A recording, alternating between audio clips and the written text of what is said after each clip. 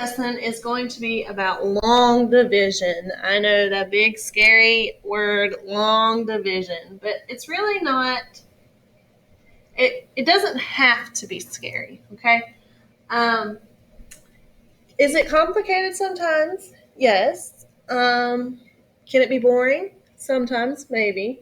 But it's just one of those skills that we've got to learn and we got to work through. And once you've mastered the pattern to it, you're going to do a really good job with it. Okay?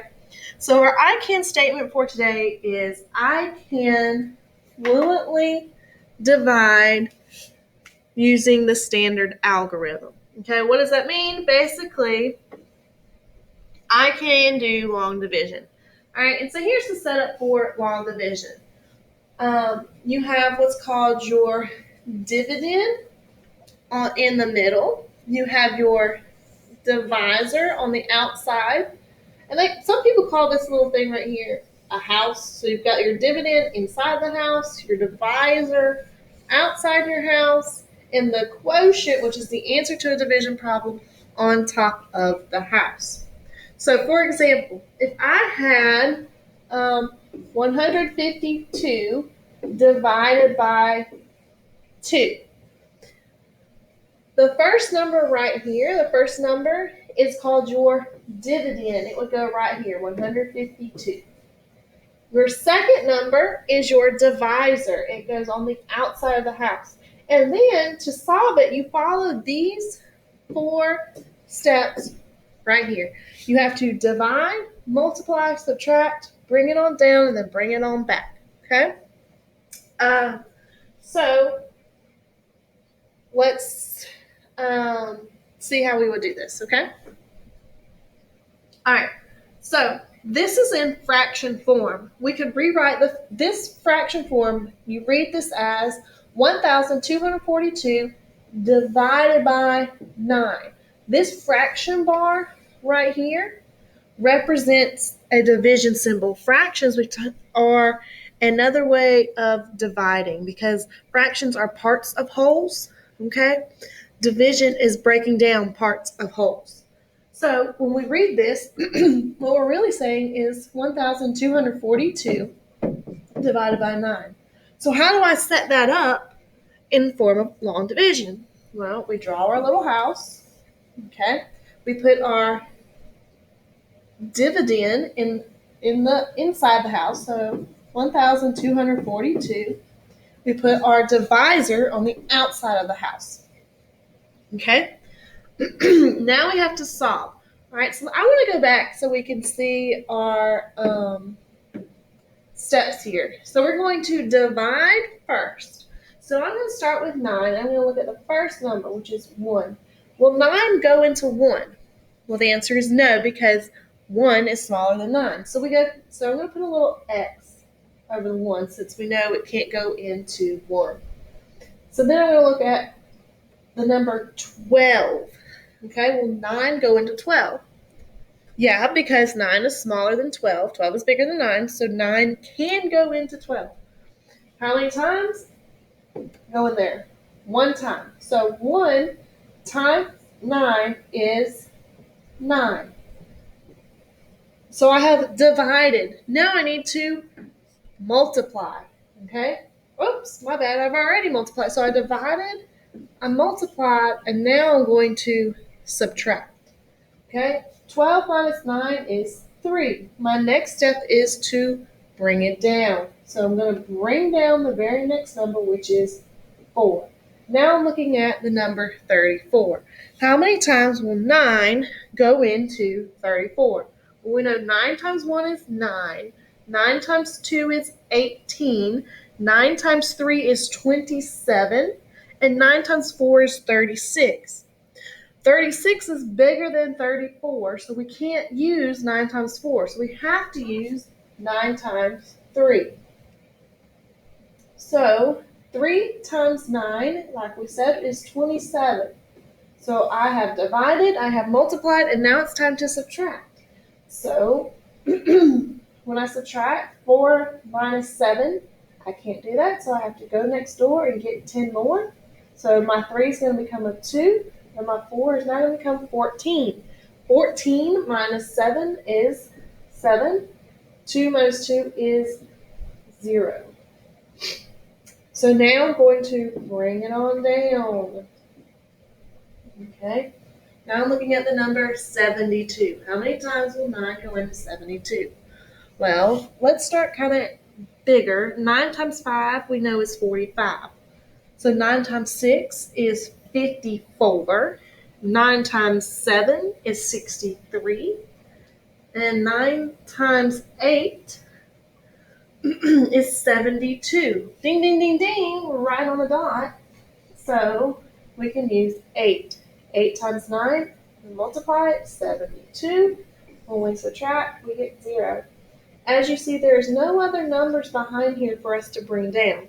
And we have a remainder of 0. When we have a remainder of 0 and there's no other numbers to bring down, that means we have found our final answer.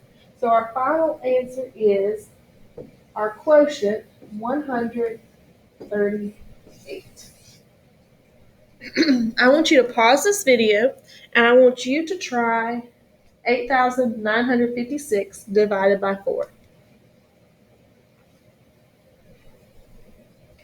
Alright, so 8,956 divided by 4. Let's see if you got it correct. So I have 8,956 divided by 4. Okay? Will 4 go into 8? Yes. How many times? 2 times. 2 times 4 is 8. Subtract 0. I'm going to bring down my 9. Okay? How many times will 4 go into 9? 2 more times. 2 times 4 is 8. We might subtract. You get a remainder of 1, so I'm going to bring down my 5. How many times will 4 go into 15? That's right, 3 times. 4 times 3 is 12. I subtract. My answer is 3. I'm going to bring down my 6. I have 36. How many times will 4 go into 36? Once again, that's right, 9. 9 times 4 is 36. And I subtract. My remainder is 0. Okay, do I have any more numbers to bring down? No, I do not. My remainder is 0, so I have found my final answer, 2,239. All right, you can pause the video again and you can practice these few problems right here. Basically, you just need to remember these simple steps right here. Sorry, let's try and get this off right here for a second. You need to remember these 4 steps. Okay, divide, multiply, subtract, bring down. All right, one final thing I want to show you is what happens if I have a remainder. Let's say if I have 151 divided by 2. Okay, so I look and I go 2 won't go into 1, so I put a little X over that, but 2 will go into 15. 2 times what equals 15? Or close to it, 7. 2 times 7 is 14, so I'm going to subtract. I get 1. I'm going to bring down my 1. How many times will 2 go into 11? That's right, 5 times. 2 times 5 is 10, and I subtract, and I have a remainder of 1. Do I have any other numbers back here that I can bring down? No, but do I have a remainder? I do, so what do? So there's 2 different options we can do here. We can either A, we can make it into a fraction, or B, we can make it into a decimal. Right now, we're going to make it into a fraction. So our remainder is actually going to come all the way up here. It's going to be the numerator. Your divisor is always going to be your denominator. So it's going to go right down here to 2. So your final answer would be 75 1/2. What would I do if I want to put it in the decimal form? Well, very good question. And I am going to try and show you. All right. So if I want to put it in a decimal, what I do is I add a decimal and I bring my decimal straight up. Okay, and now I can add a 0 behind it. Well, now do I have a number to bring down? I do. So I can bring down my 0, which makes 10. Will 2 go into 10? Yeah, 2 will go into 10 5 times. So 5 times 2 is 10. Subtract. No remainder. Do I have any numbers behind? Nope. I have a remainder of 0. So my final answer here is 75 and 5/10, which is also equal to 75 and 1/2. Once again, do not forget these 4 steps. If you have those 4 steps, you'll never, ever, ever go wrong. Okay? Remember, you can do this. Just learn the pattern.